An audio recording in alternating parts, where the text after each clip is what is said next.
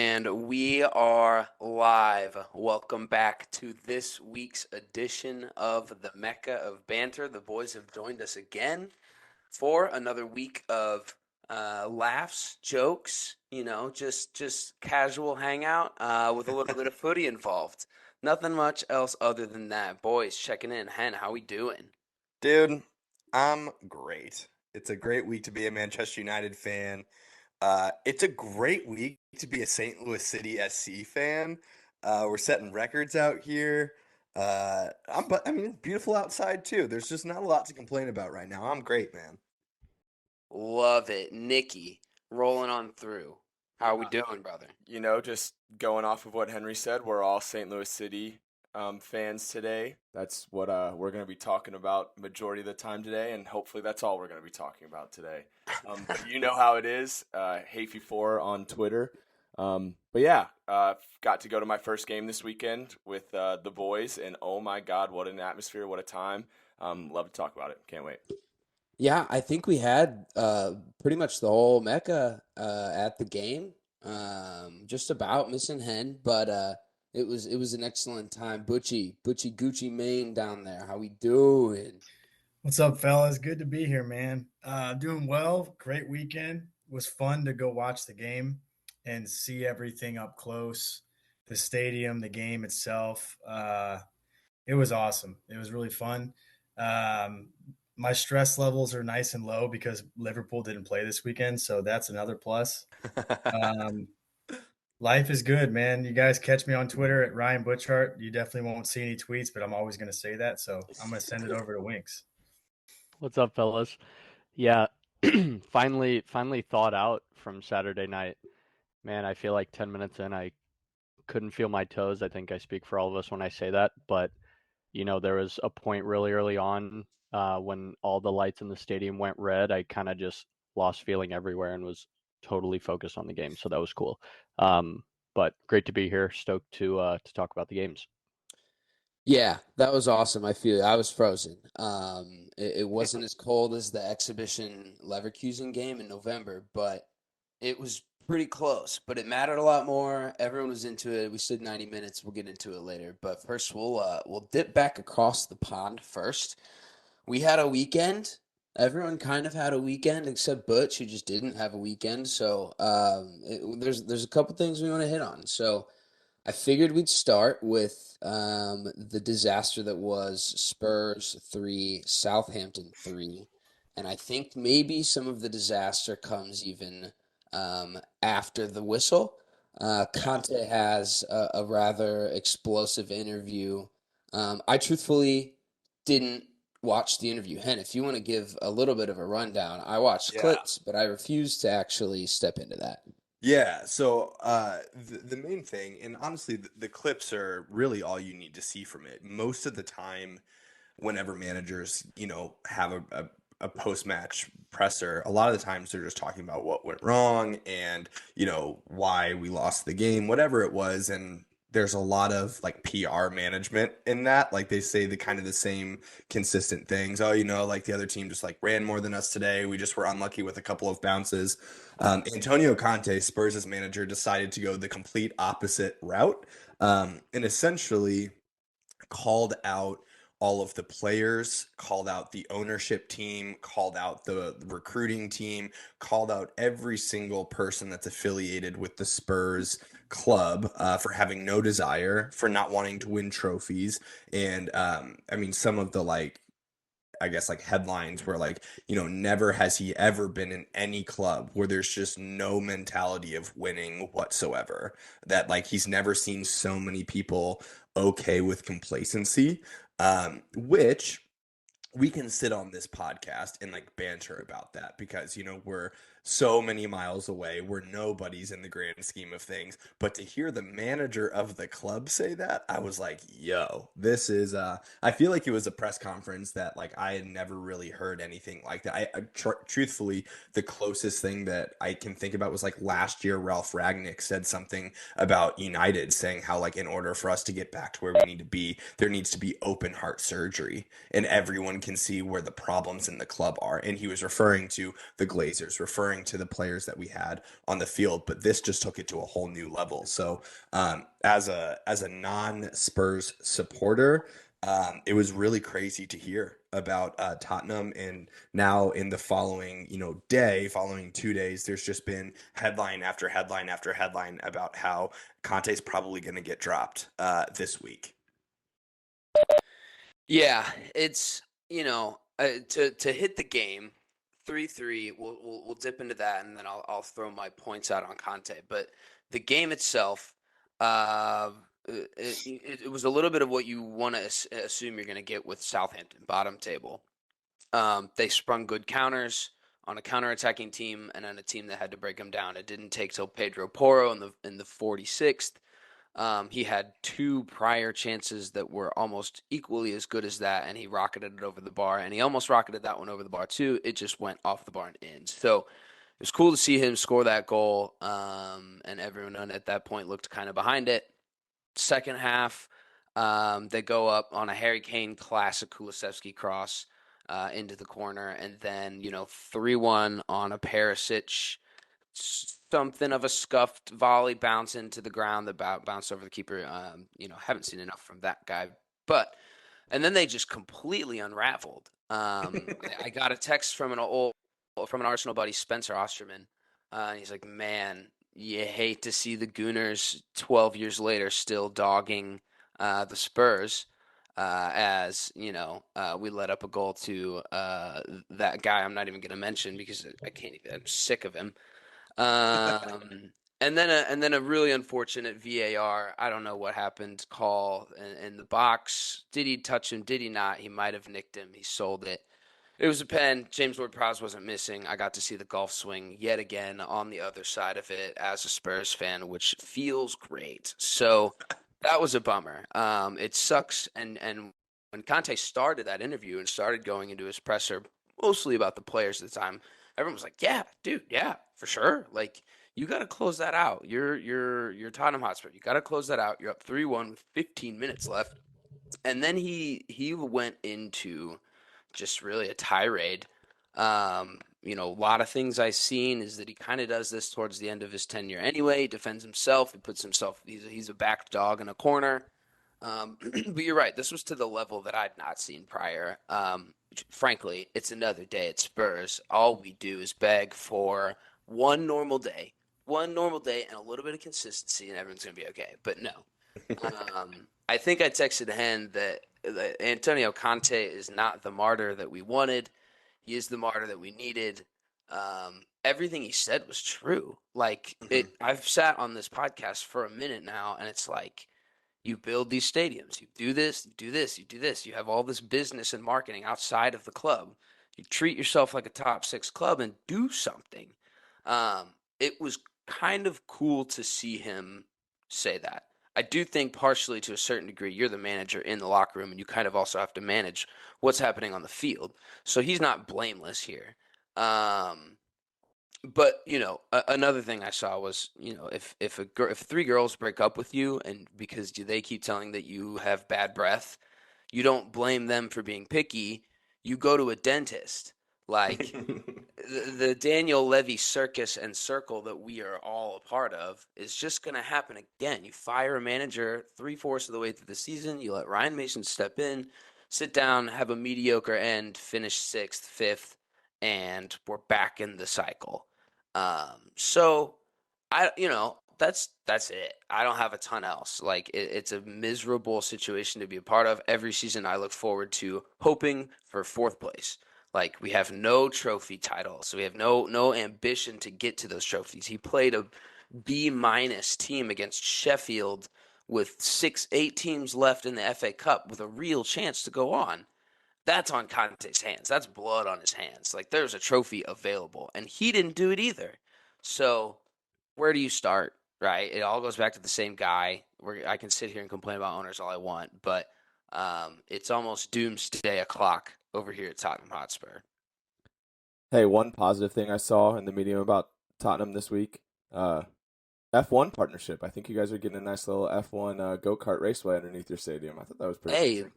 They're building a raceway under the stadium. So good, so cool. Fun for the whole family. Fun for the whole No, family. more money. and Yeah. Harry Kane's not going to be around to race it.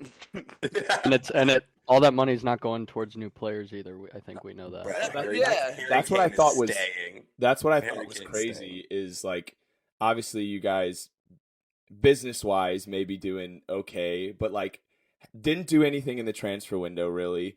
You're about to have Harry Kane like needing an extension and you're needing to splash cash to get more people, and then I see you're spending millions of dollars on an F1 course. I will say though, not think it's that I funny. ever want to knowingly shout out a Spurs player, but their star signing from January did get his first goal for the club. Pedro Porro, right? First Sure goal. did. He did. Hammered it, right? He did. He looked okay. But yeah, no, yeah, Nick, to your point, like it's not going to the transfers. It's not going to anything cool. We've done it for 20 years. They've been in charge of the club for 21, and they've done great things outside of it. 10 of those years, Spurs were miserable. So like, there was a process to where you have to start doing the business outside of the team that's not doing well to bring in the funds to do the things that you want to do with the team that you're trying to bring in. They're not doing the last part of that. They're doing everything up into that, and then they're not doing the last part of that because Daniel Levy's an idiot and has to make sure that his name is on the signings that they bring in. He's a good businessman. You can say that all you want. He's not a football guy. He's bringing more things into the stadium for fans to do besides watch Tottenham play. Yeah. I've seen people, on Twitter are like, dude, I used to really love going to White Hart Lane, but the people we see now at Tottenham Hotspur Stadium, there's a lot of people just there. Yeah, like just probably an tourists, amusement people park around. for some people. Yeah, for sure. For sure. It's like going to a Cardinals baseball game. It's like people are there just to for the vibes. They're not there to watch the game. But the birds win trophies, that's true. Does Tottenham bring back Poch? Is that what's going to happen? I just have a feeling it's written in the stars, bro. I think that they're going to go for Poch or Patrick Vieira. I don't know which one, but I think it's going to be one of the two. I think it doesn't matter if we're going to stick doing the same things that they've done. If you're going to let a guy start a fucking project or like have a plan with multiple transfer windows, a la the guy on the other side of London, they were shit. Arsenal was shit for a couple years. It was awesome. But then he literally pulled together a project, and we're seeing where the benefits are rewarded. Let a guy do that. If it's going to be Poch, that's fine. If it's going to be the Brentford coach, if it's going to be, I don't even really care. I want someone who is going to be funded to be able to put a plan in place over a period of time and weed people out that need to be weeded out. Like that stat when Spurs got knocked out 5 years ago and Eric Dyer and Ben Davies and Davinson Sanchez all started that game, and then they started the same game 5 years later, 2023. That made me sick. So I'm okay with Pochettino. Sure, whatever. I think that'd be cool. It'd be fun. He was the only guy that the Spurs have seen in the last 10 years that have been fully, truly Spurs. Like, he loved the club. He loved what he was doing. He loved the players. And, like, it was evident. All the other guys on their way out couldn't have been whatever. It couldn't have been less. And he was devastated that he lost that job. So, yeah, that's great. Yeah, Pochettino in, Harry Kane's gone. It's doomsday. I'm already accepting it. I don't know where Harry Kane goes. That's a whole different conversation for a whole other day. But we'll slide on to another rather disappointing result for our boys in blue. My note on the outline today was Chelsea 2, Everton 2, the good, bad, and the ugly. And I thought that was pretty representative of the game itself. Nikki, you want to take it? Yeah, absolutely. I think it's interesting because I'm going to kind of piggyback off what you were just talking about with Spurs and kind of that cycle of firing a coach and continuing that process. Because prior to this game, I had my Chelsea boys over to watch. I was super excited. Must-win game in my mind. So I was like, all right, let's get the vibes up. We're going to watch this game. My fellow Chelsea supporter, Joey Beeg, is still on the Potter in train. And I was kind of asking him, picking his brain on why. And he kind of brought up that point of it's kind of been a vicious cycle for a lot of the coaches of recently at Chelsea, coming in, fired, signing, trying to do something, trying to find an identity, having a bad stretch of games, and then fired again. So while that was happening and while he was talking to me, I was kind of getting a little bit of vibes, high energy, super excited for the game. Wasn't completely on the whole Potter in, but the lineup that he produced for this game, I was super impressed with. And it's something that I think I talked about on the previous podcast that I hadn't seen before, of a lineup that I 100% agreed with. And I think this one, besides, of course, Kepa in goal, which I will get to later on, but I was really happy. I was like, okay, Potter's coming out, must-win game. He's producing a really good lineup. I thought we started great. I thought the creativity was there. It's another point that Joey B pointed out to me as well. I was asking him about the identity of Potter. Where does he see it? He was saying that before, in the possession in the final third, it was a lot of holding the ball in the wings. Now we're a lot of quick passing and trying to find that immediate ball into someone's foot. So Jao or Kai. So I was definitely seeing that as well. The part to me where it went bad, as Hoover, you alluded to, was the substitutions. I can't fathom the subs that he was making as he was making them. I was talking with Joey and Ebbs, who are the Chelsea boys that I was with. They were like confused as well with the subs as they were making them. And I just want to read through the subs that we made and when we made them.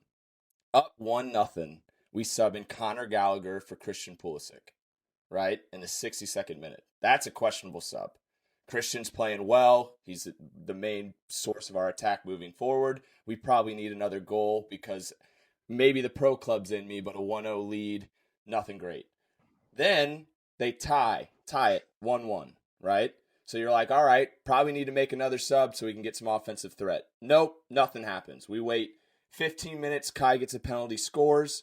Then we're up 2-1. We sub on Ruben Loftus-Cheek, Chukwuemeka, can't even pronounce his name, and Trevor Chalobah into the game.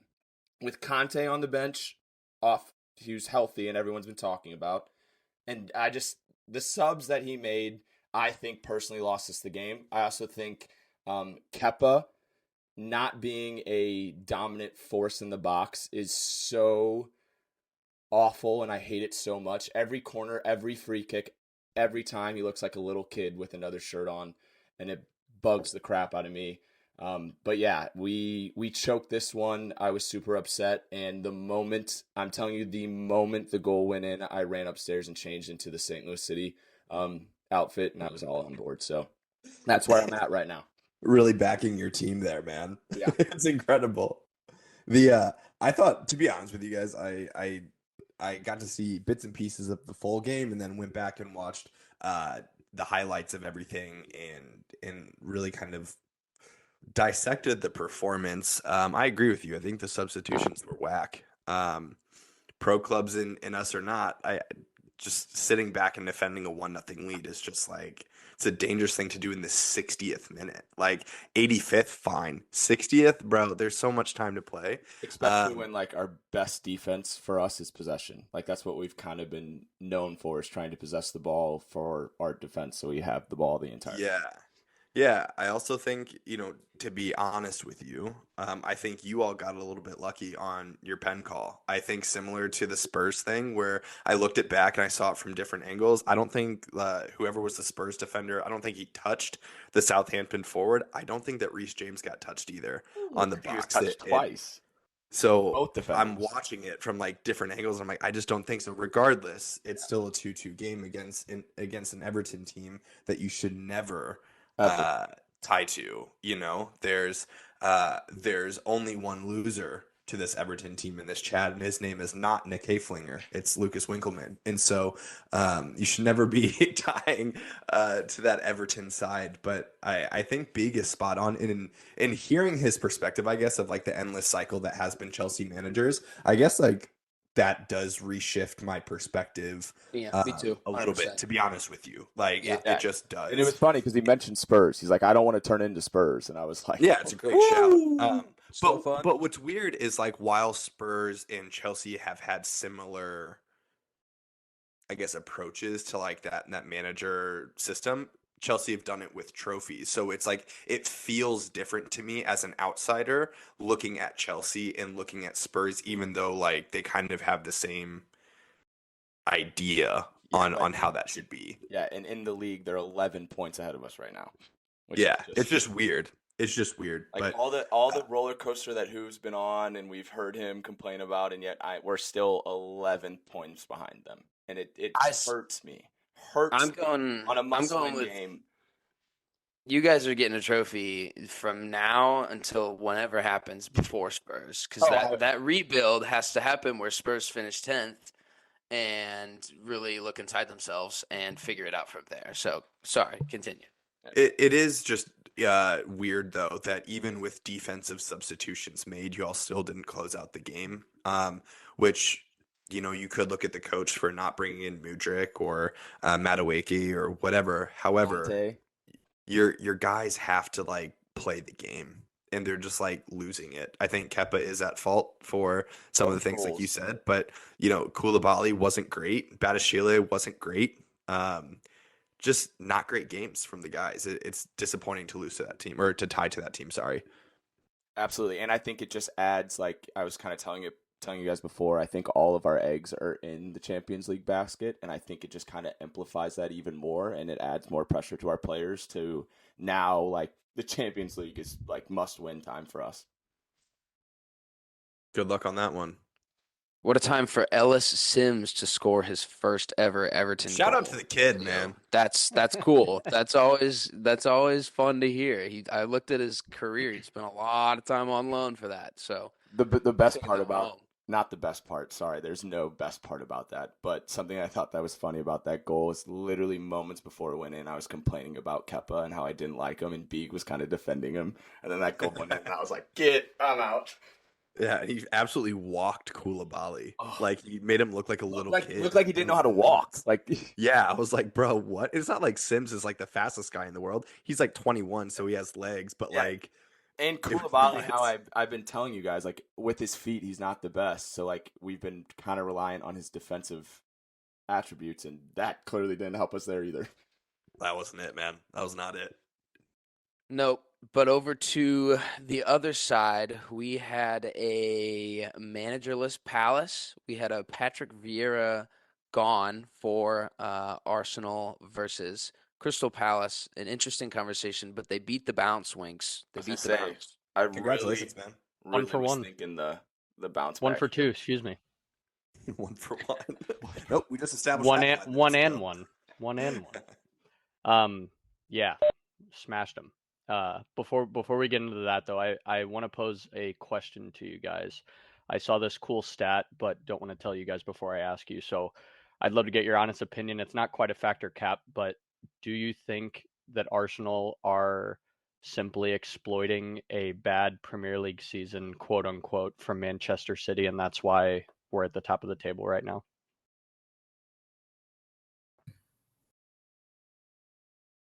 I think exploiting is the wrong word. I was going to say, I hope that's not the case, because I feel like you'd be able to exploit someone in, like, the games that you play against them, but you lost against them, so you didn't exploit them. And I think you're capitalizing on maybe them not picking up as many points, but by no means do I think it's exploiting. Yes, it is true that Chelsea, who historically have been a top 6 club, are not good right now. Liverpool are not great right now. Like, United are getting better, but, like, they're not challenging for the title. So this is your year to win it, I think. But I don't know if exploiting is the right word. You guys are capitalizing every chance you get. Yeah, still both have 2 Premier League teams in the Champions League too. So, all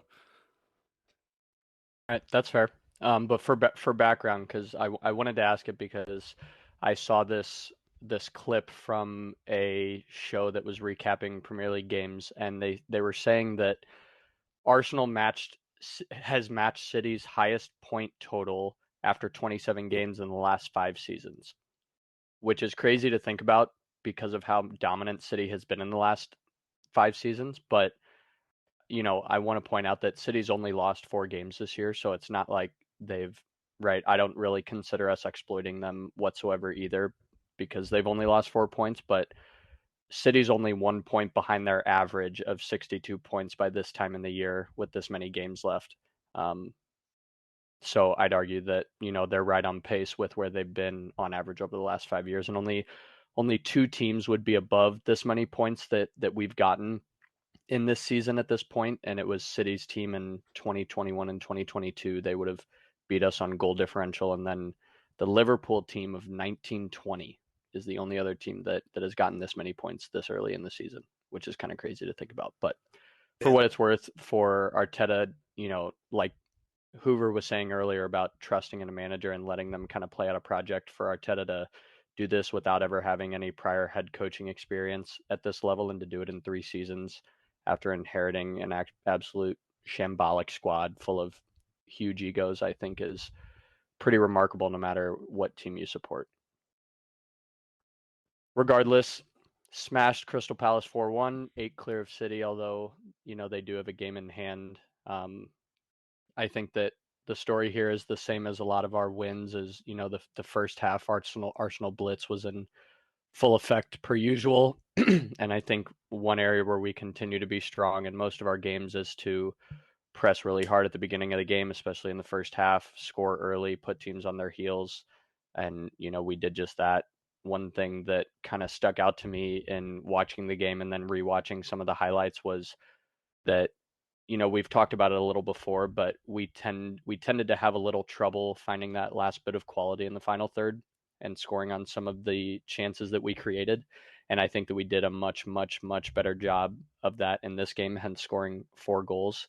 But, shouts to Patrick Vieira after we went up 3-0. The Emirates was screaming his name, and, savage from the Arsenal fans, but was kind of cool to hear that roaring from the fans, while watching on TV. Yeah, I think that another interesting piece is Gabby Jesus is really going to have to earn his spot back on this team. We've talked about Leandro Trossard playing multiple positions, but him playing in that role where Gabby played the first half of the season, Trossard's doing everything right. We've talked about it before, but his ability to create, navigate in tight spaces, and find the right through balls is so special. So excited to excited to see them both kind of battle it out through the next 10 games and see where we end up. But I think that competitiveness is going to push both of them and hopefully elevate both of their games. Yeah, I feel like there's so many. What's up? I was just saying, one word you said that I took away from the game was competitive, and obviously watching Chelsea play and watching Arsenal play, like your guys' motivation and all of that is, I don't want to say fun to watch, but it's nice to watch. One takeaway that I had, especially, I've been paying attention to obviously goalkeepers a lot lately because mine absolutely sucks.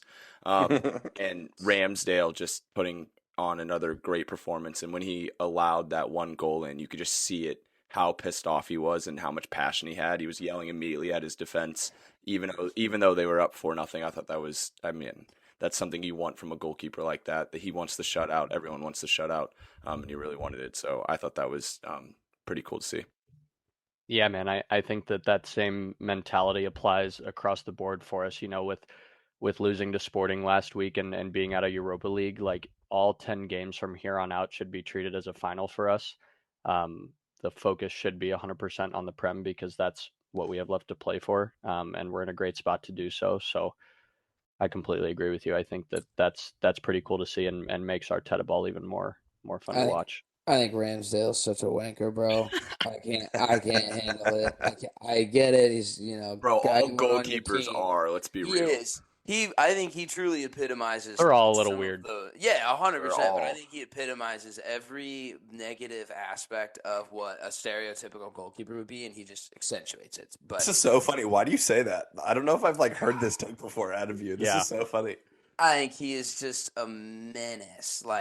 As a defender, I've played with some pretty crazy goalies, and they can be insane. And I found that the worst ones to play with were the ones that were hot-headed and not at least somewhat cool and calm and collected in the back, enough to you feeling confident. Shout out And Birdman. I was going to say the same thing. Birdman tiptoed this edge of being intense, but also being pretty confident in himself. So, I think that's probably where he's at and where everyone on that squad is at with him, whatever. But outside fan perspective from an opposing team, I think he's obnoxious. I also Hey, he do commands the box. commands the box. He's a great keeper. I don't not rate him as a keeper too. I think he's fine. But I did want to bring up the Patrick Vieira dismissal because I thought that was kind of harsh. They're 3 points from the drop, but so is everybody else. Played their hardest part of their schedule. Yeah. Yeah. I mean, it was just interesting timing. Like, Crystal Palace doesn't strike me as a team that the players on the field are going to be able to rally themselves together all the time to keep themselves up. That's where you want someone in the dressing room. And unless, obviously, I haven't done a ton of reading, but unless he lost the dressing room and it was just abysmal to play for him, I have a hard time thinking that's the truth. But I just thought the timing was interesting. Vincent Sure. Company, former Manchester City legend and Burnley coach, came out and made a statement about it. And I think he hit it spot on. To your point, Nick, they did just get finished playing their hardest part of the season. Every game that they have outside of Arsenal, every game that they have moving forward are against people that they are in competition with in that bottom half of the table. They're all winnable games. They've played the majority of their season, not the majority, but a lot of those difficult games without Zaha, who's arguably their best player. Um, the timing of it to sack a manager just doesn't really make a lot of sense. And I think that there are a lot of managers who have been in similar positions that who have gotten significantly less time. The key word that he used in his quote is overperforming. So technically, even though Crystal Palace are only a couple points above the drop, he's technically overperforming with that team based on who he has available and who they're coming up against in terms of strength of schedule. And you don't fire a manager when he's overperforming. You just don't. You do it when he's underperforming. And so Vincent Company came out and made that statement, and I agree with it a lot. I certainly, of all of the managers I thought were on the hot seat this season, Patrick Vieira never even came to mind for me. So unless they have someone else that they're like clearly lining up and they have this really great idea, I think it's going to be weird, and I don't think that this is going to be the last time we watch Vieira coach in the Prem. I think he's fine. I was going to ask Butchie, I want to get your opinion on who you could see taking that spot as a coach for Crystal Palace. That's a tough question because I don't know. I'm a little like you guys. I'm pretty caught off guard. I agree with Henry. He was very harsh. I like Vieira as a coach. I think his like philosophy and system is attractive. Like we saw what Crystal Palace could do. Like they could play. Like he had a really good set of young players, but they played attractive stuff at times. So he's definitely not done. He'll be getting another job soon. There's no doubt in my mind, but I really don't know who they go for because they are a club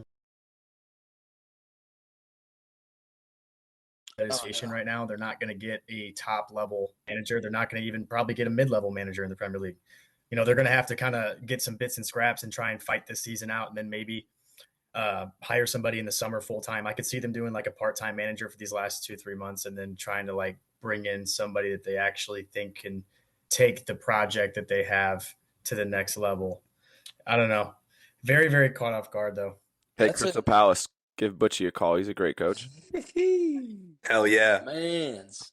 I'm That, saying, that's a scary team to pick up. Like, you're 3 points from the drop, so you basically you play for 10 games if you're a manager taking that job, and then what? You could get dropped. You could go down, and then you're the manager. Like, Yeah. no one's gonna want to take that. So I think you're right, but they're looking outside of England.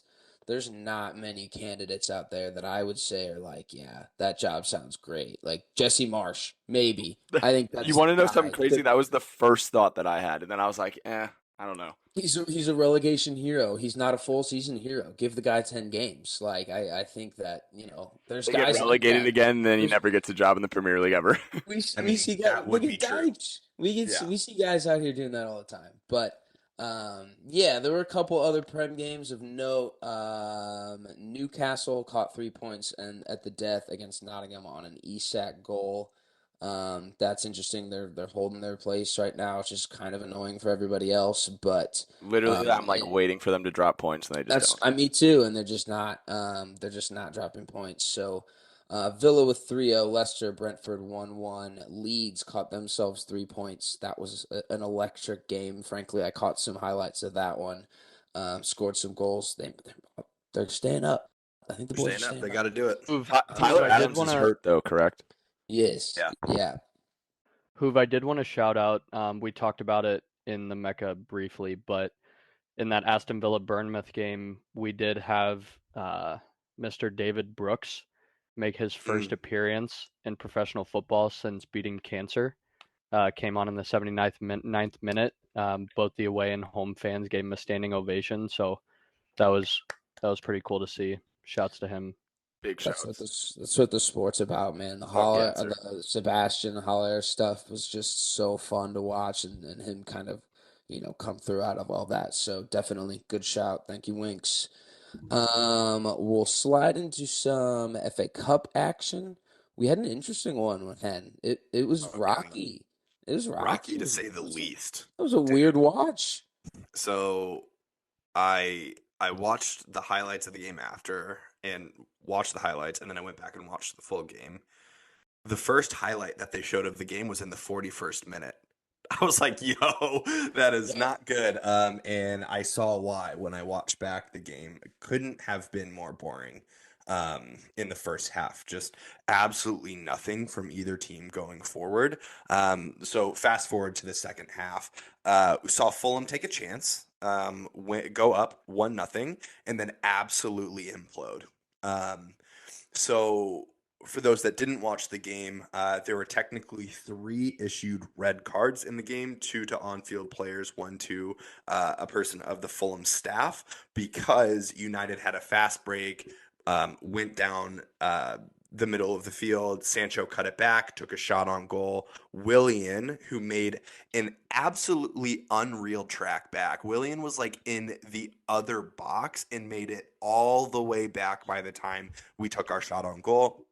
Hit it with his hand, went to VAR. It was a clear red goal scoring opportunity on the line, threw his arm at it, blocked it, is what it is. Unfortunate. However, in that time, when the ref was over at the VAR stand, one of the coaching staff from Fulham came over to try to get in his ear at the VAR stand, which you can't do. They've made it really clear that you can't do that. So immediate red.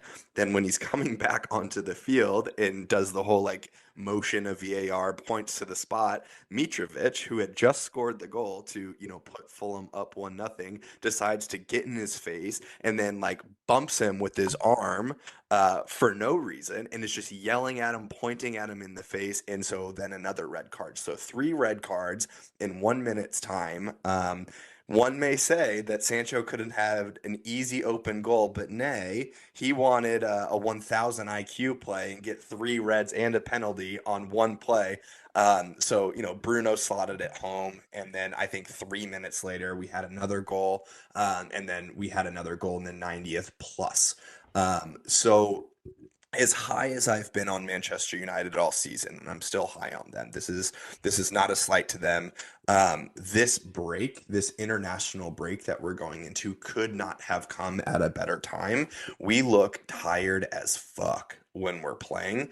And this game, I think, epitomized it. We had nothing going forward. Scott McTominay did play hide and seek the entire game, just was nowhere to be found on defense or on offense, just couldn't find out where he was. Sabitzer played the entire game, which I love to see. He scored. I love to see that. But man, it sounds weird to say, but we missed Fred in that midfield, having some established consistency, because Sabitzer and McTominay together do not work. It does not work. So in all honesty, a very honest opinion, I think we're really lucky to be advancing there. It very easily could have been 3-0 the opposite way. We all know, and we've all spoken about how dangerous Fulham can be this season. And I just think that they imploded. Had that not happened, if they get the penalty, if United gets the penalty, because that was unavoidable, if United gets a penalty, it's 1-1 and it's 10 against 11. I still think we have a game there, but I think going down to 9 men, it just there's just nothing you can do on that. So, unfortunate for the neutral watching that game. I'm super grateful that we're going forward, and the second-hand treble, I guess, is still alive, if you want to call it that. But like, I think we got really lucky on this one. Uh, I don't think that this was our best by any means. no one's calling it that, so you can keep. I have heard the worst treble of all time Yeah, been that's what it been is. Not thrown out. second hand. That's what it is. Yeah. Yeah, it's the worst trouble. Also, like, what I will say is if I'm looking for positives, because, I'll be optimistic here.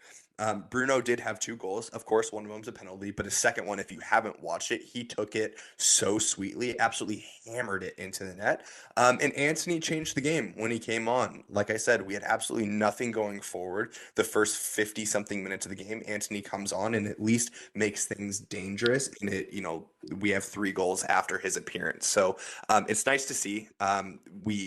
Anthony doesn't always change the game. So it's nice to see that, he did in this one. So Did he the come on other after the red? no, before actually. I didn't know, so that was another Yeah. question.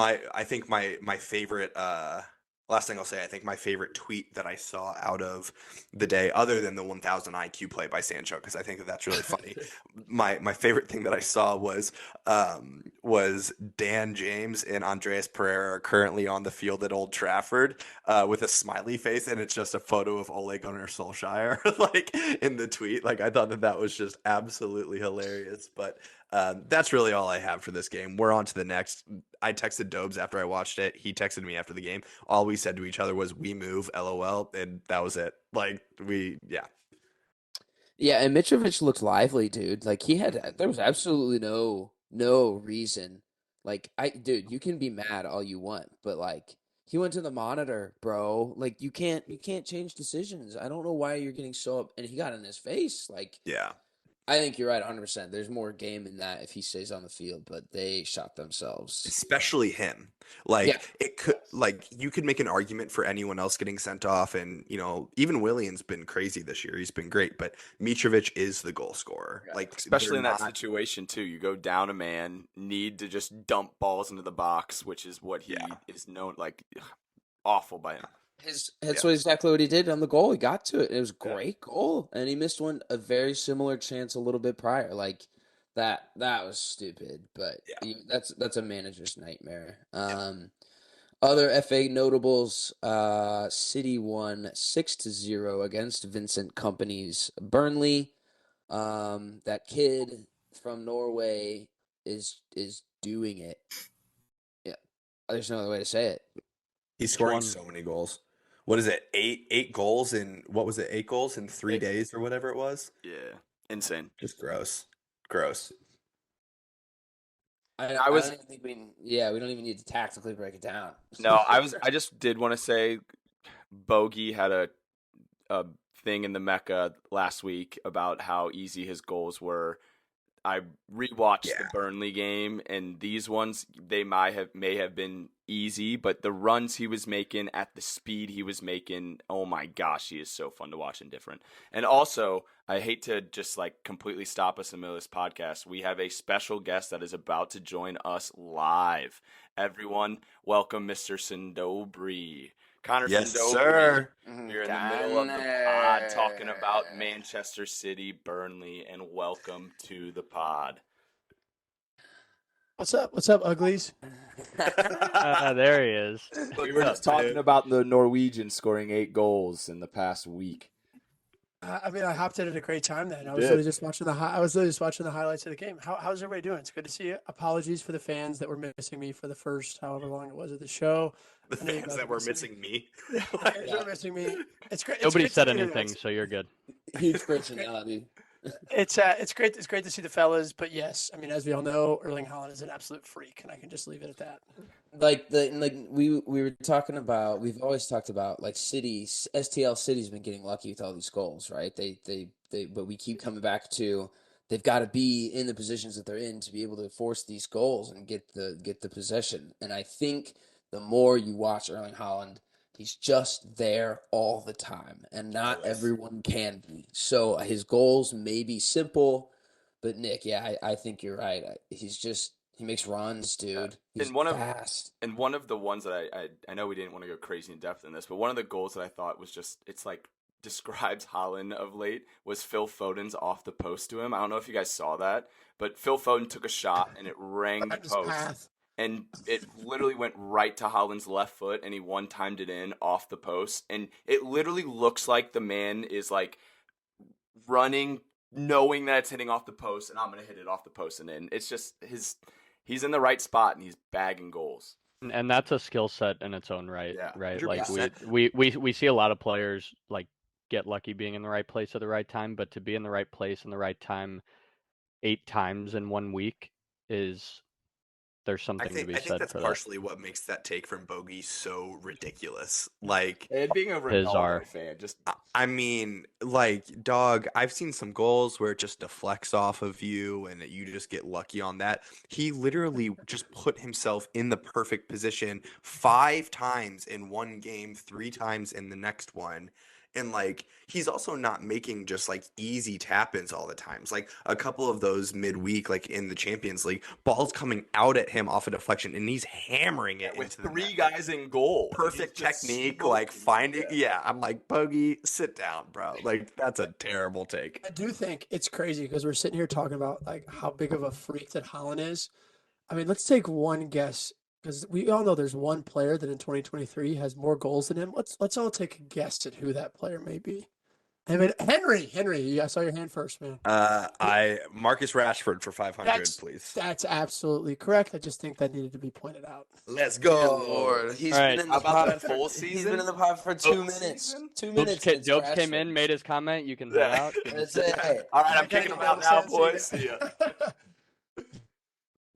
No, so we were gonna finish up the FA Cup. We'll slide into Champions League Europa. City won 7-0. Like whatever our predictions were the week prior. I think Butch said he had Leipzig. Receipts. They got Absolutely. punked. That was me. Yeah, that was Definitely definitely don't. not Butch. I will say the only thing that was kind of disappointing, but I mean, obviously the 5-goal spectacle was cool to watch. The officiating in the first part of the game was horrendous. It was like one of the worst I've ever seen. The handball that got called for the penalty for the first goal was, I mean, no one on the field even called for a handball. Like there was no part of No it. reaction from players. Nothing. Yeah. And then just randomly 3 minutes later, the ref just like blows the whistle and was like, "Oh, actually, there was a handball there." And then everything just like the rails fell off there. Ederson came out and completely cleaned out one of the Leipzig players, I saw that as and then well. the Leipzig player got a yellow. Yeah. I was like, "This makes no fucking sense." So yeah, great spectacle of 7 goals, but I think that like after that penalty, I think the air got completely deflated out of it. I know we also just got done talking about him, but that post-match interview of Haaland after that Champions League game, So likable. Man, how can you not? So like the likable. dude? He just scored 5 goals in a Champions League game, and one of the main things he says is, "I should have had more," and you're just like, Yeah. "What? This man is insane." I also wanted to say, we'll get into the St. Louis City stuff, but the coincidence of what I was in as all of that was going on. I was at my work. We were interviewing Berkey at the time that the game was going on. Berkey, who used to play for Dortmund, he's the goalkeeper for St. Louis City. We asked him about Haaland. As he's answering, telling us how scary he was, I check my phone and you guys are blowing it up saying 5 goals Haaland, 5 goals Haaland. And I immediately told him and he was like, "Oh my God." And he started freaking out with me for 30 seconds. And it was just, the man is an alien. He said it himself. He was like, his quote was, "At practice, I wanted him to miss the goal and just not shoot it at me." And I'm just like, oh my God.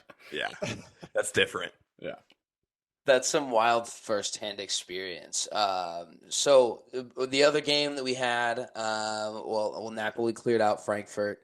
I'm still Team Napoli, still one of the best in the world. 100%. They're so much fun to watch. 100%. It's insane. If you haven't watched a Napoli game, doesn't matter when they play or who they're playing, watch it. They're so fun to watch. But through that, we did have Liverpool play Real Madrid.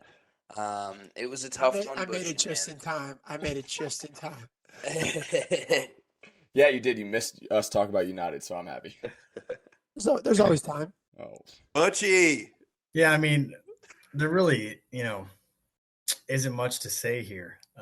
Dope, stop grinning. you needed a miracle. You didn't There's get really it. not much We're to all say. grinning, baby. You Needed a know, miracle. Didn't get it. in all honesty, like I told you guys, like I thought the game was over in the first leg. It was going to take a miracle.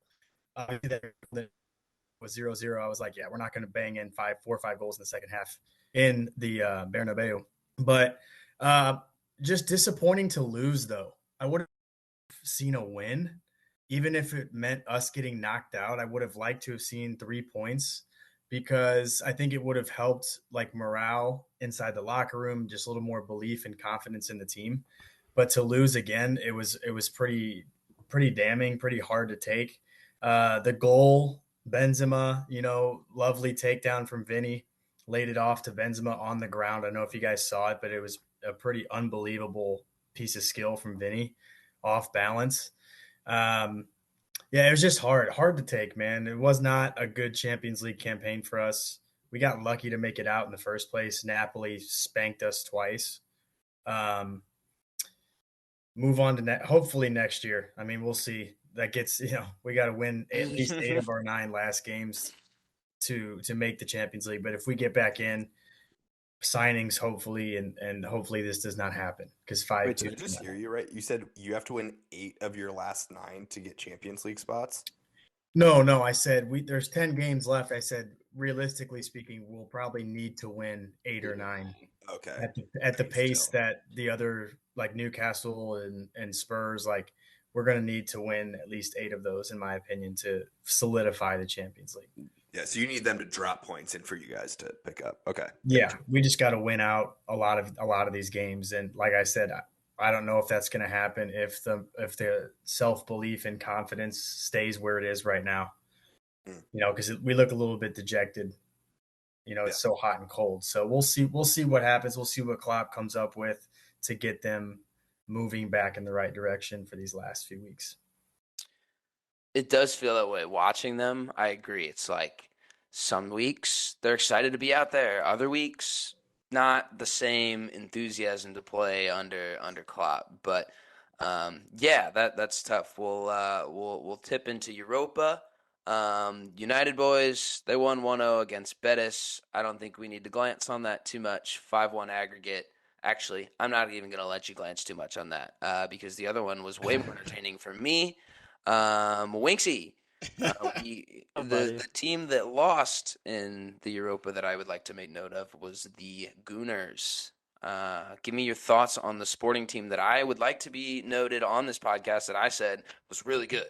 So I'm pretty sure you were the only one. Did you pick them advancing or no? I'm pretty sure that I called Arsenal and Sporting getting into this very tight end on penalties situation. And I also said that Goncalves was sick and he scored a worldie. So and he was sick.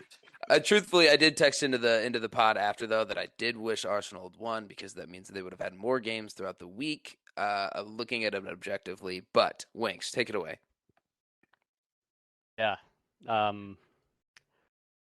In typical Arsenal fashion, we came out with the blitz again in the first half, and Xhaka scored an early one. But unfortunate that the beast that is Pedro Goncalves scored from half field in the second half. Ramsdale got caught out of his net, and it's one of those things that in hindsight, or as a critic, you can be like, why the hell was Ramsdale that far out of his net? But I think that in that situation, balls like past half, a lot of goalies are at the top of their 18, especially if it's a keeper that you play out of the back with. He's usually not sitting back in his 6 when the ball's at that point in the field. So hindsight's 2020. You can look back and be like, where the hell was Ramsdale on that? But like, I didn't even think that. I immediately was just like, that was incredible.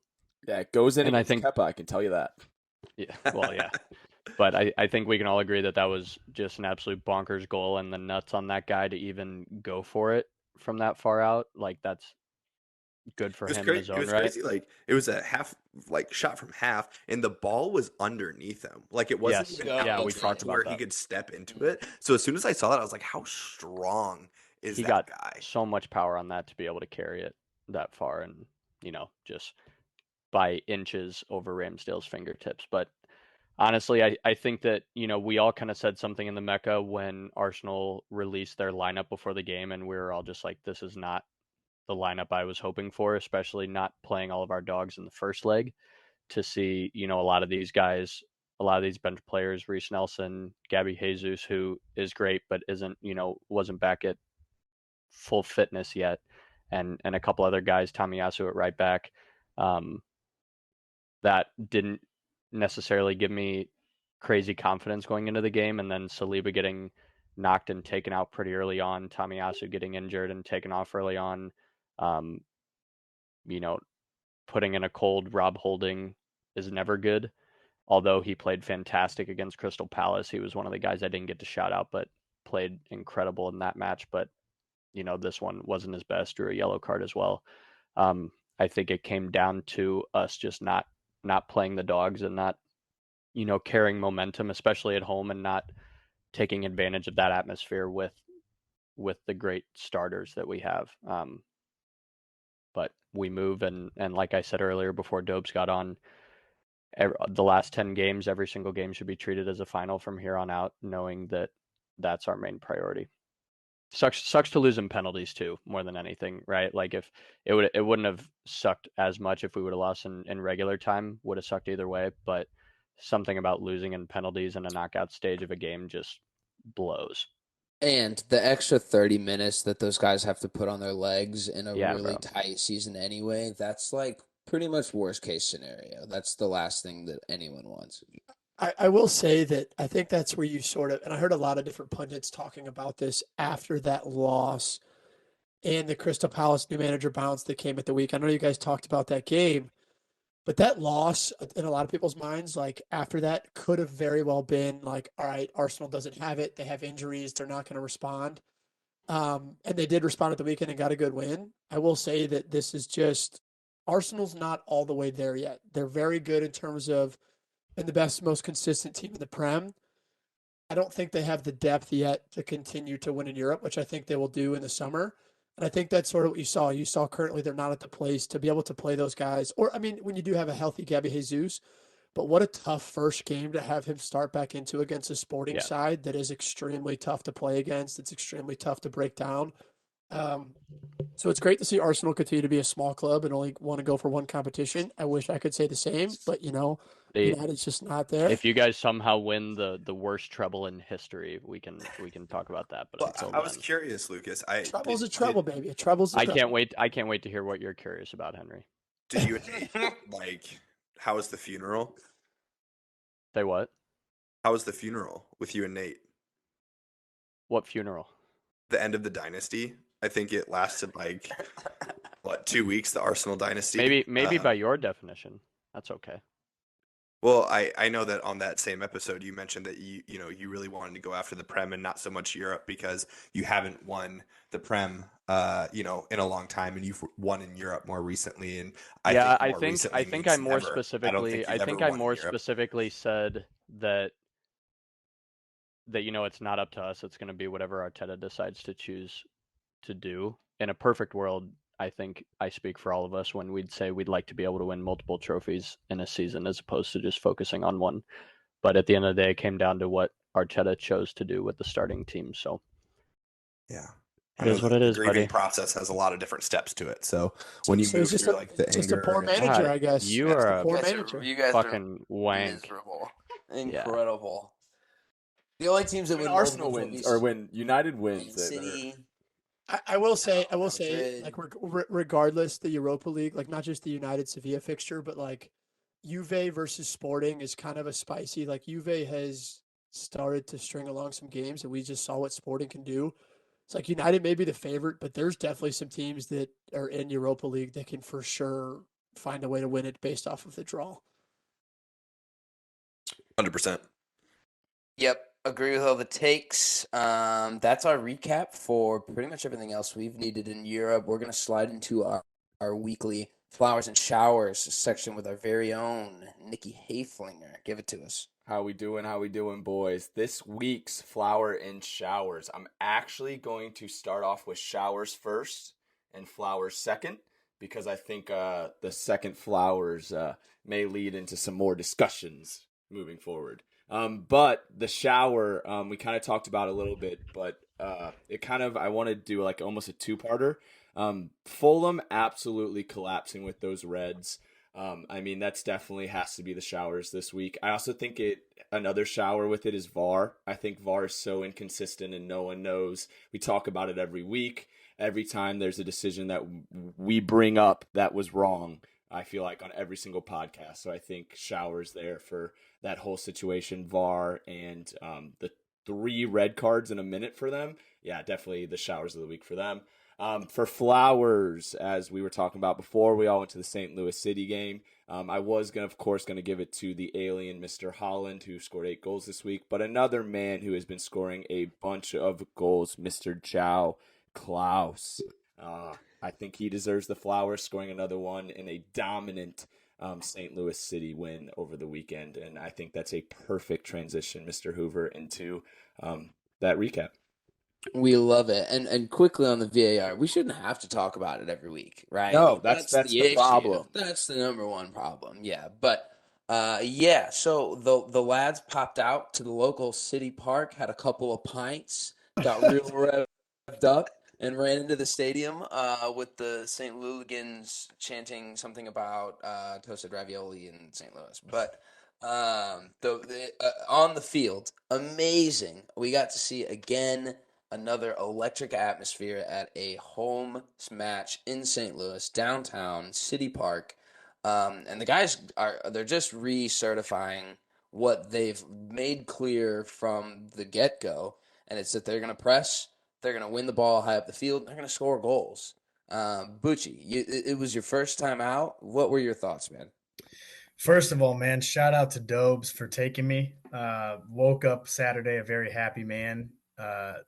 This dude has never called me at 9 a.m. in 28 years of life, and he called me twice. So I knew something was up. But shout out to him for taking me, man. It was unbelievable. The minute I walked in, I could feel the energy. Right when we got through the gates and we were walking through, like it was so packed you could barely walk. You get to the field looks immaculate. Not to mention we were 2 rows off the field, which is unbelievable. Like the seats that we ended up getting. Um, just a dominant display. I thought San Jose we made them look very poor, and I don't think they were poor because of themselves. I think we made them look bad. Like we just outplayed them in many aspects of the game. Um, One thing that I might have been talking to Winks or something, but I kept saying I didn't like how, because we play a 4-2-3-1, and I didn't like how our 2 wide players were playing so narrow. And the more I was watching it and analyzing the game, I figured out why he's doing that. And it's because Carnell, like you said, he wants to press. So when he overloads the middle of the field like that and they win the ball in the middle, they can just spring 4 guys straight forward and they're all within distance enough to actually combine and they're not too spread out. So I totally understand why he does it now. And it worked. I mean, we scored a goal off of it. Klaus scored it. Yeah. We won the ball and Klaus scored, just a great game, man. It was so fun. I really enjoyed the atmosphere. I had a few Coca-Colas, so I had a sugar rush going. Cap. It was, yeah. Buddy was buckled. Had a few sody pops. I did have, yes, chat. It was Coca-Cola, I promise. But listen, it was amazing. I'm glad, like, honestly, I'm just glad I got to experience it with my friends. That was something that I wanted, like going with my friends and you guys, like being able to watch it with a big group of people. It was pretty special. Just loved it, man. Yeah, and 25 degrees, I think it was. And we still had a sold out crowd and the atmosphere was buzzing. I think you guys, and it, as well as Butch, this was my first time going to a city home game. An away team coming in there is going to be awful. I just know from personal experience of me and Dobes harassing San Jose's bench for the entire game. Those poor guy. I didn't have a voice yesterday. Did Mostly not men. Mostly I men. feel so bad for Mostly any men. team that has to come into St. Louis and play at City Park, because I think the energy of the team and that high press, high energy mentality almost is like in the atmosphere of our fans as well. Like we have that like really like not I don't want to say like aggressive as like we're throwing punches or anything like that, but like we're into the game. We know ball, like you guys were talking before. Like we're in on it. We're yelling at people the entire game. I thought it was funny. I don't know the guy's name, but we were yelling at one of the dudes because he looked like an Arsenal guy. And so like the fact that we knew an Arsenal guy that looked like him, he was like, oh my God, and was like interacting with us and like laughing. So like we know ball in St. Louis. So I fear, and I think it's showing off that dominant performance, that it's hard to come and play into St. Louis. Yeah, dude. That's a great shout. Yeah. Yeah, I also want to give some shout outs to Lucas Bartlett in the back. I had no idea that Tim Parker was not going to play in the game. Like maybe I just wasn't checking Twitter throughout the week, but We missed Hemi.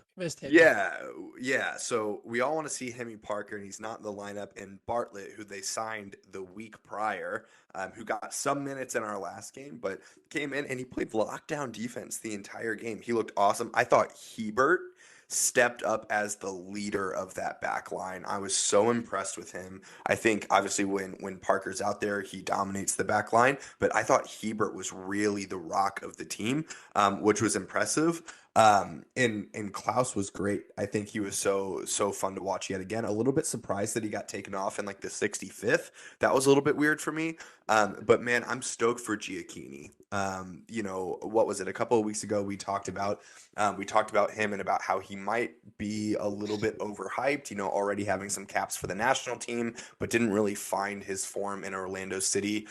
Didn't score at all for them last year. And then when that ball went in Saturday night, I think you saw it on his face. I think you saw it from the team, how much that goal meant to him. And I think it's just another situation where Lutz is finding diamonds in the rough, where maybe other teams are looking at someone like him and saying he's not that guy, and Lutz says we can turn him into that guy. João Klaus isn't wanted by teams in Europe. We can turn him into that guy here. Lowen is a squad player in Germany. We can turn him into that guy here. So it's been fun. We're 4 games in, and it's just been an exciting ride. Hey, João, that Brazilian in him. He's not used to the 25-degree weather, Henry. The man was like, get me off. I think the biggest takeaway is you guys kind of hit the nail on the head in terms of like the actual game goes. I think the one thing that like we've been seeing consistently in the media over the last 3 weeks after we were 3-0 is like this team continues to get lucky. They continue to get breaks. They continue to get handed games. And it's just not shuts everybody up, but at the same time, it's a statement win. We didn't get handed all 3 goals.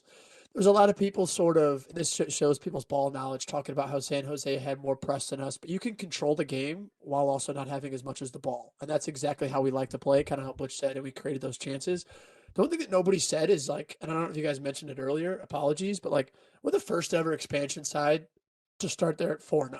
Like first ever in the history in the history of the MLS. I'm not so sold on the 4-4-2 that we're playing just because I think that we do have sort of the dogs to play a little bit more of a possession-based style while also pressing. But that's also just Carnell figuring out what works and what gets results right now. Like we don't have a full squad. We don't have our best 11, I think, figured out yet. He's still experimenting. But he still has that mentality sort of locked into these guys that regardless, they know their job and they're going to get a result, whether it's pretty or not. And I think that's all you can ask for as fans. Yeah, I think you're right. And I saw some national media folks after the game, do the armchair analyst or whatever the MLS guy is. And one of the things that he pointed out, he was like, they played that game with a kid who was overlooked in the 2022 MLS draft in Hebert, and then Bartlett, who has bounced around and not played a ton and not start their 2 starting, commanding center backs in Joachim and Tim Parker. And he's like, teams in the MLS can't do that.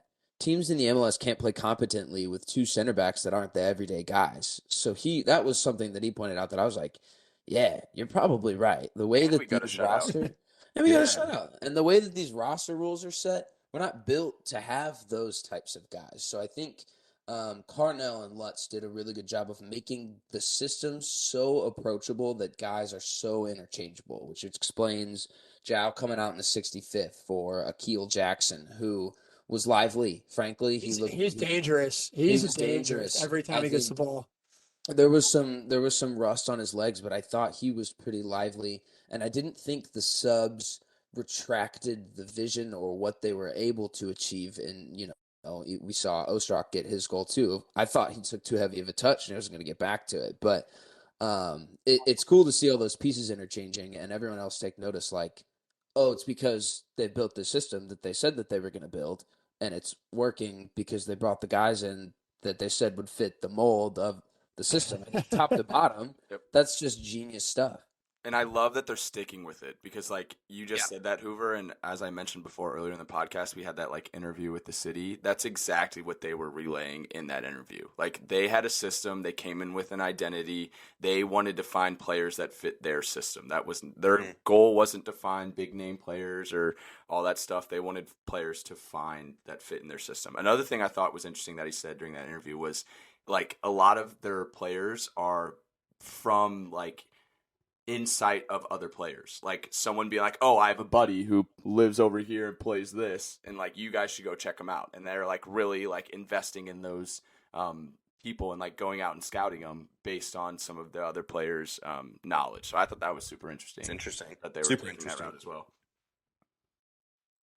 Well, it was an enjoyable day. It was, I mean, again, I've mentioned it every week, but being able to meet you guys at a pub and then go to a game where we actually are represented by a region and actually get obnoxious and sing stupid chants, that's the best, man. We've never had Legendary. that. That's the best. Yeah. Yeah. I said it to the guys that were at the game. It was nice, and we've probably said it so many times in the pod, and it's just reiterating it again. But it was the first time that there was 20,000 people for me in that atmosphere, and I would turn and look at a field, and it was a soccer pitch. You know what I mean? And playing the sport that I love. Every time growing up, it's always been a baseball field, a hockey rink, something else in St. Louis. But for the first time, 20,000 plus people all there to support a game that I've loved and watched my entire life, I think is so awesome. And I think I speak for all of you guys when you have that feeling as well. Yep. Yep. All right. Well, I think that wraps us up just about. We have a special factor cap from our main man, Gucci Maine. Gucci. All right, fellas. I like I'm that. I'm actually going to keep it St. Louis City related since I Ooh, think, okay, it okay. fits the mold of today and what we just spoke about. Obviously, the rumors are flying around that Roberto Firmino could well be on his way to STL City in the summer. And I want to ask you guys straight up, if we bring in Firmino, a guy who's won it all, Brazilian international, phenomenal talent, could you see this team playing an MLS Cup in year one? Facts. Yeah. Shit, bro. I see him playing an MLS Cup without him, bro. Regardless. Hell yeah. So we got to be like, Yeah. obviously we want to put away our bias for our city and for our club, but like think realistic, think about the pieces we have, think about the way we play and everything. Everything's going great right now. I mean, does he give us that extra oomph to really like push for a title in the first year as an expansion team? I think someone's. Go ahead, Nick. I was gonna say, I think someone sent it in the group, but Lutz, I think, said it best. If they got Firmino, he would be the best player in the league immediately upon arrival. Whoa, So, whoa, whoa, whoa, whoa, whoa, whoa, whoa, whoa. Whoa, whoa, whoa. I would take Klaus over Firmino. in a heartbeat. okay, that I is would your take opinion. I'm just Lowen saying over from our Firmino. director's voice is what he's saying. I also do want to mention that like a lot of people were thinking these were rumors, but when we were in that interview at my work, I was saying he brought up that Firmino was linked with him, and that's because of connection. So like that's all real. So, like, there is They a do. possibility. They do now follow each other on Instagram too. Yeah, That's awesome. So That's to actually talk tactically, and Butch, to be honest with you, you're gonna have the best insight to this with watching Firmino so clearly. to me, Firmino excels the best in a true like center forward, not as a striker, but as a center forward, like dropping a little bit off of what would be Klaus. What I'll be curious about, and this is just my lack of knowledge about Firmino, but how he'll handle the high press. So I think about someone like Giacchini, where he's still 50-50, but he's got the legs. He's got the legs to run a lot and to run all over the field into high press. If we have Klaus and Firmino both out there at the same time, do we lose that ability to high press? We certainly gain a ton on offense, but do we lose what's made us so dangerous in the first 4 games? I don't know. Good shout. But why I feel so strong in the fact is I know that it's only been 4 game weeks, but I've watched collectively more MLS this season than I've watched in the previous 5 seasons combined. When I'm watching these other teams play, because I'm watching other teams other than just our opponents, because I want to see how they're playing when they're not playing us. I kind of want to have like an idea. Um, Other than Atlanta, who I've been wildly impressed with this season, Fun. there Yeah, they're hasn't fun. there dude, they're great. Yeah.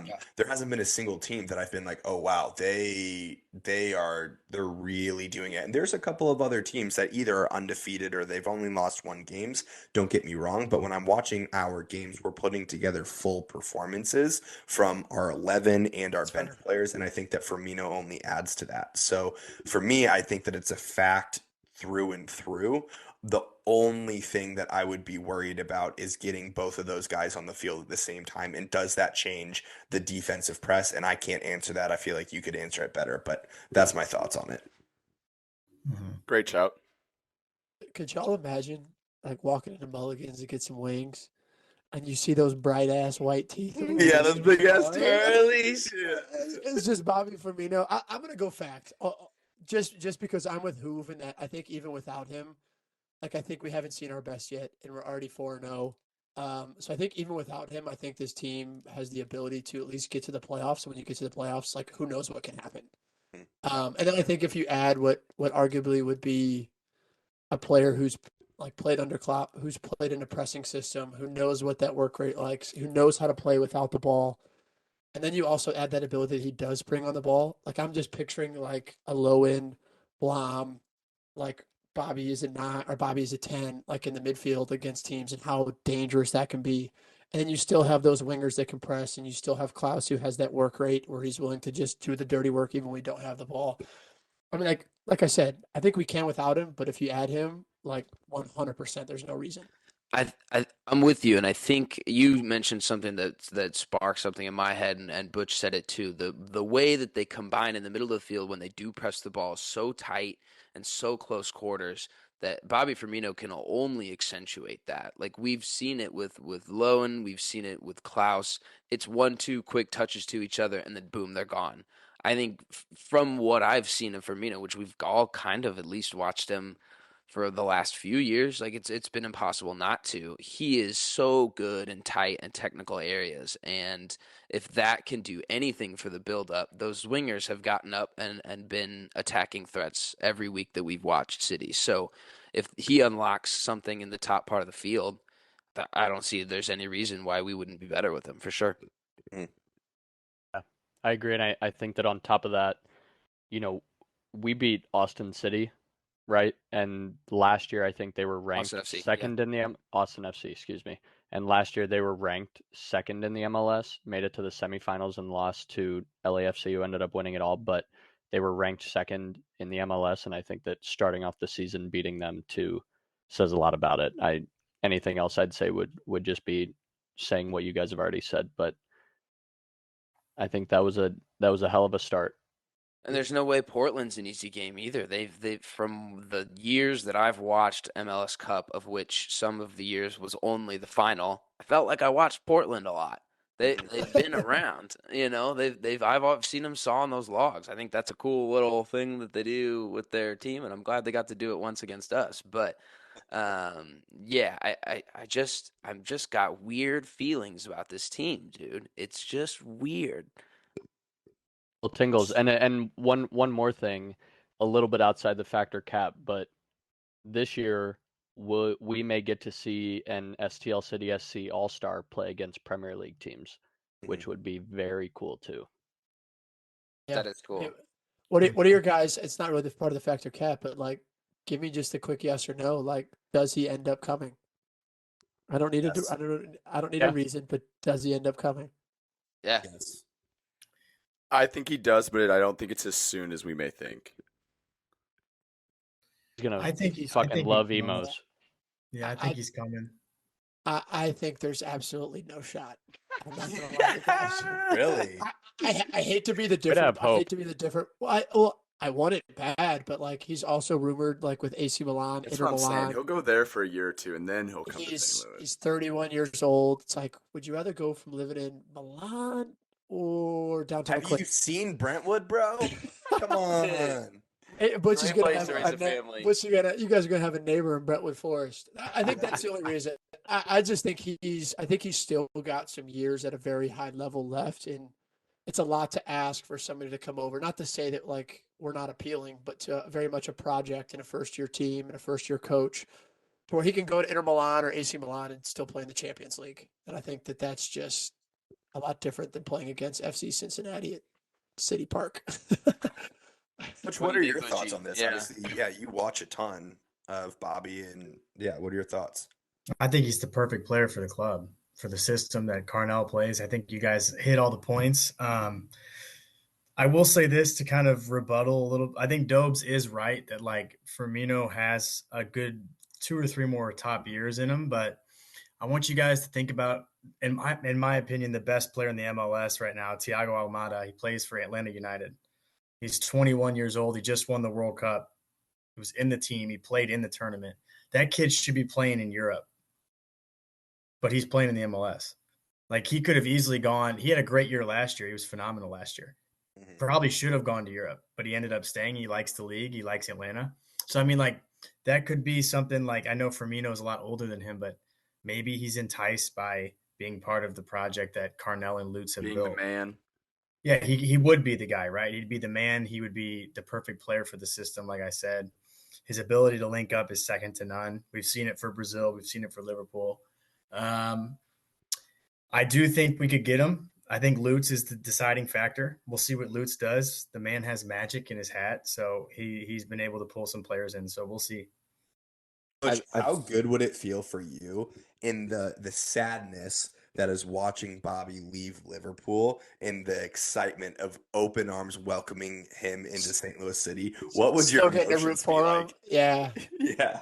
I would be super excited for him to come. Yes, I would be sad, but I think he's making the right choice. I think his time at Liverpool has sadly come to an end. 6+ years. I think we've seen from the perspective this year that Liverpool is a club that does need some revamping. And I think that Bobby is one of those guys that maybe letting him go so we can bring in somebody a bit younger, a bit more energy would be a better alternative in the end. So it's sad because the kid's won it all for Liverpool. He's won everything you can win. And he's been a vital, intricate part of what we've done. So it'll be a mixture of both emotions. All right. Well, lads, I think that wraps just about everything that we had today, unless anyone's got any last shouts. As always, follow us on everything. Everything. We got TikTok. We've got Twitter. We've got Instagram. We found Winks and Butch in the background of a city post this week. That was electric. They're losing their minds. I did want to say I want people to start bantering with us more. Like let's get some comments on this stuff. We're the mecca of banter. Like let's interact on social media. I mean, That's it. I know I haven't been as active because my team's not fun to banter with right now. But hey, Your team is awesome to banter with. St. Louis City through and through now. So Chelsea's my favorite team to banter with right well, now. yeah, for you guys right now. If you like this Chelsea decline, you're sick. But yep, make sure to hit us on the socials. We're active and alive as always. Hoof signing off here with the boys. Been a good one, lads. Appreciate y'all. Cheers. Cheers, fellas. Cheers.